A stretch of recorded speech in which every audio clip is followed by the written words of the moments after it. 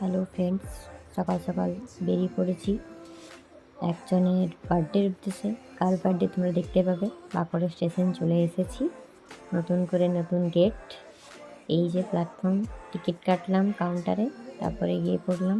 অর্পিতাদির পাঠানো কেকটা নিয়ে নিলাম, ডেলিভারি দিয়েছিল। থ্যাংক ইউ সো মাচ এত সকালে ডেলিভারি দেওয়ার জন্য। আর বাঁকুড়ায় এক্সকেলেটার চালু হয়ে গেছে। বাঁকুড়াতে আমি প্রথম চাপলাম। এই যে পুরো স্টেশন অনেকটাই চেঞ্জ হয়ে গেছে স্টেশন। ওই যে ট্রেন দাঁড়িয়ে আছে, সোনামুখী ট্রেন, চেপে গেলাম। প্রচুর ভিড় ছিল, লেডিস কামরার দিকে তাই এগোচ্ছিলাম। বসে পড়েছি জায়গা পেয়ে জানলার ধারে, আমার ফেভারিট প্লেস। যাই হোক, কেরানি বাঁধ পেরিয়ে গেলাম, হাওয়া খেতে খেতে যাচ্ছিলাম। বৃষ্টি পড়ছিল। আমার গন্তব্যে আমি পৌঁছে গেছি, ট্রেনও তার গন্তব্যে চলে যাচ্ছে।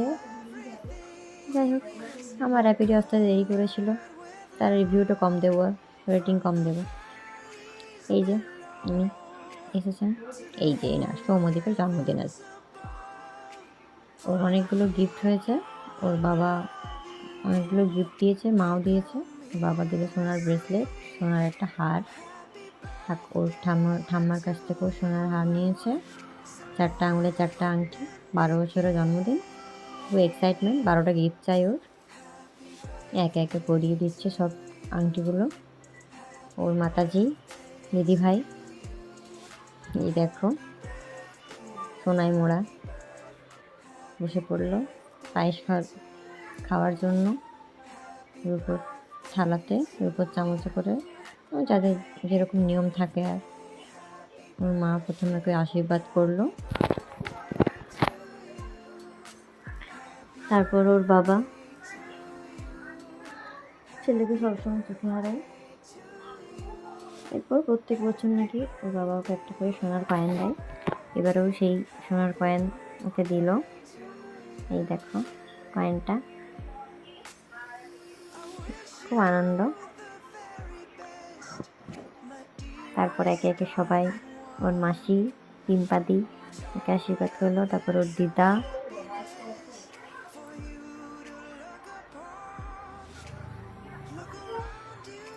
তারপর আমি গেলাম। আমি কখনো আশীর্বাদ এভাবে করিনি, যাই হোক করলাম। আর আমি ওকে আমার হাতে বানানো পাঞ্জাবিটা গিফট করেছি। এবারে আমি পাঞ্জাবির পুরো ভিডিওটা ছেড়েছি, তোমরা দেখে জানিয়ে কেমন হয়েছে পাঞ্জাবিটা। তারপর ওর মাম্মা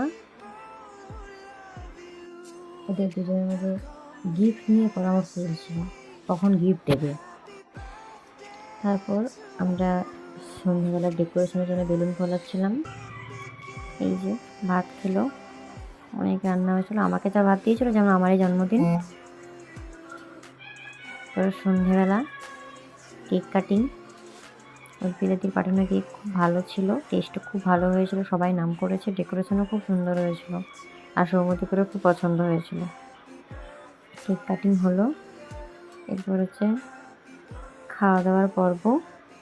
চিকেন ফ্যাটে, রাধাবল্লভী, চানা মশলা, পোলাও, চিকেন। এরপর আমি সকালবেলা বাড়ি চলে গেলাম। চলো টাটা, দেখা হতে পরের ভিডিওতে।